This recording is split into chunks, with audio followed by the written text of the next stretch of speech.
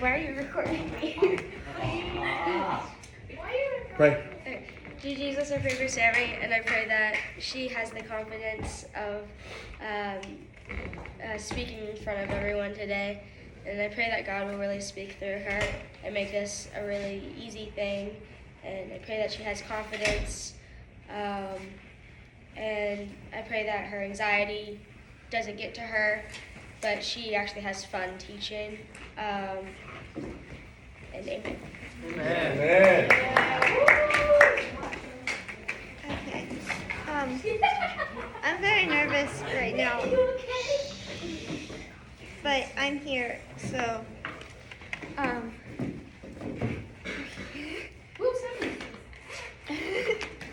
okay, I'm going to be teaching about worry because I knew that I would be extremely worried about doing this. So I was like, okay, this is perfect because I'm going to relate to it and understand it a lot more. Yeah. So I'm...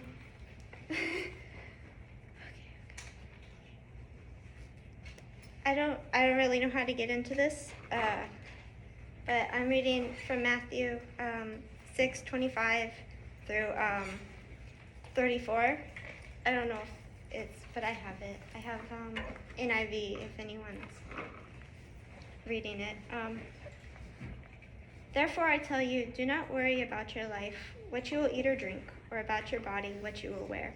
Is not life more than food, and the body more than clothes? Look at the birds of the air. They do not sow or reap or store away in barns, and yet your heavenly Father feeds them. Are you not much more valuable than they? Can any of you, by worrying, add a single hour to your life?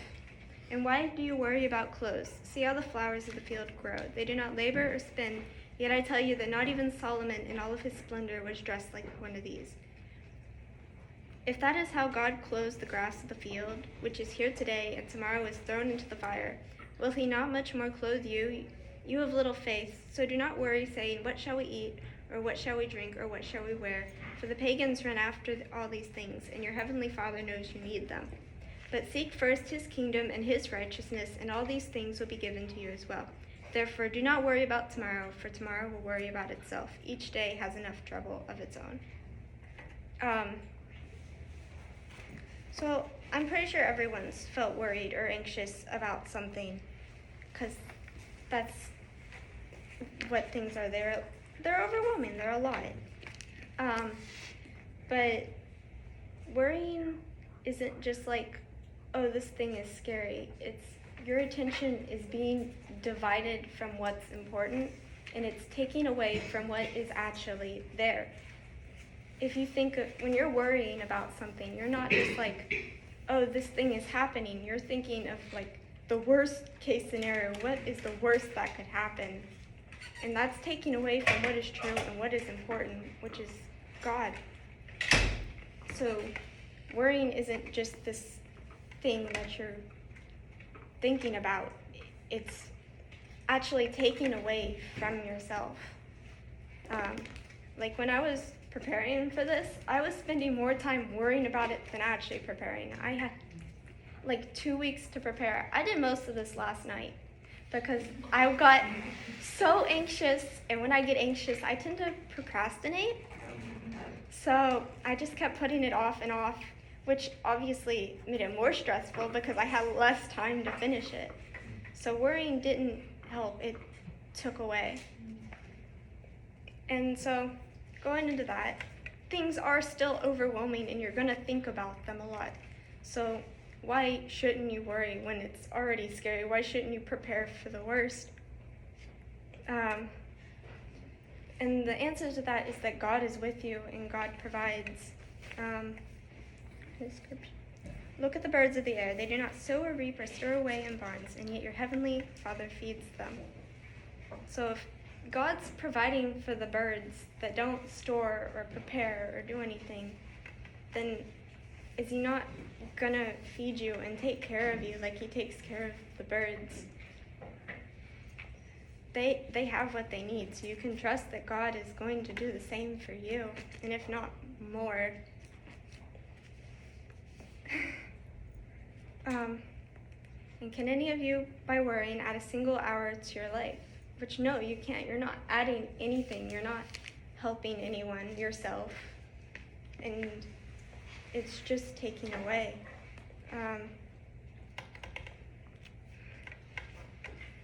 So,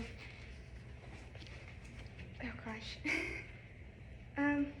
When you're taking that time away from what you could be doing, it's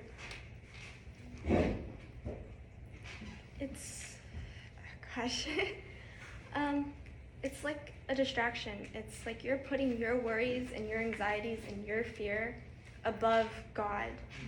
So instead of God first, it's your anxiety and your worries first.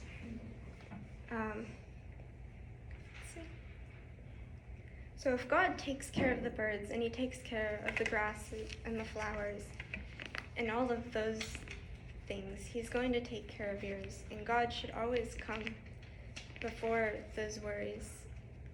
Now, the thing is, it's not that easy to just stop worrying. I've been worrying about this nonstop until about 2 hours ago during worship this morning. So it's not that easy, even when you know you shouldn't be worrying.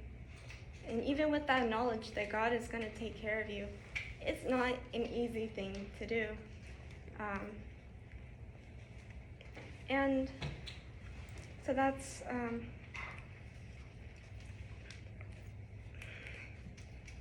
but seek first his kingdom and his righteousness, and all these things will be given to you. When you put God first and you focus on him, that's when your worries aren't as overwhelming, because it's not what you're doing that matters, but it's what God's doing.